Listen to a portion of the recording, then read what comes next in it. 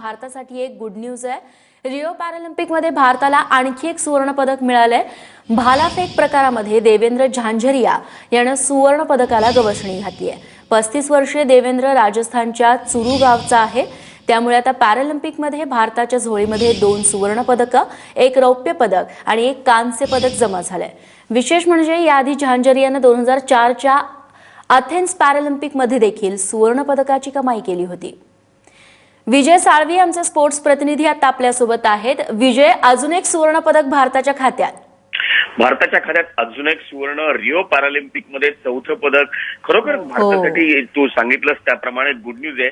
पण सगळ्यात महत्वाची गोष्ट रेश्मा ही आहे की आयुष्यात एक मोठा अपघात पचवून किंवा एक मोठा विकार पचवून जी माणसं उभी राहिली आहेत, ही माणसं आपलं लक्ष एका विशिष्ट गोलवर केंद्रित करतात आणि ते स्वप्न त्यांचं साकार होतं।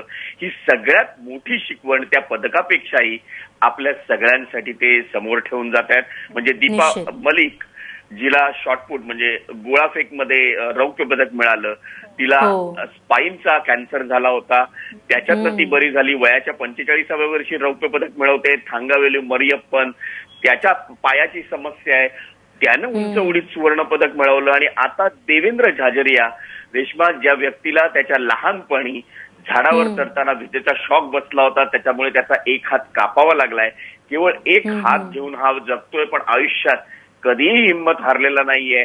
आणि आता तर त्यानं 2रं सुवर्ण पदक जिंकून एक मोठा आदर्श तुम्हा सगळ्या भारतीयांसमोर ठेवलाय।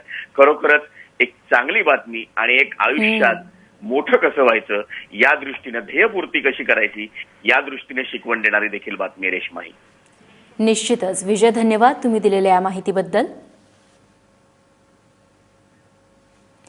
तेव्हा देवेंद्र झांझरिया याने सुवर्ण पदकाची कमाई केलेली आहे। भालाफेक प्रकारामध्ये त्याने सुवर्ण पदक मिळवलेलं आहे आणि त्याचं हे सलग 2रं सुवर्ण पदक ठरलंय।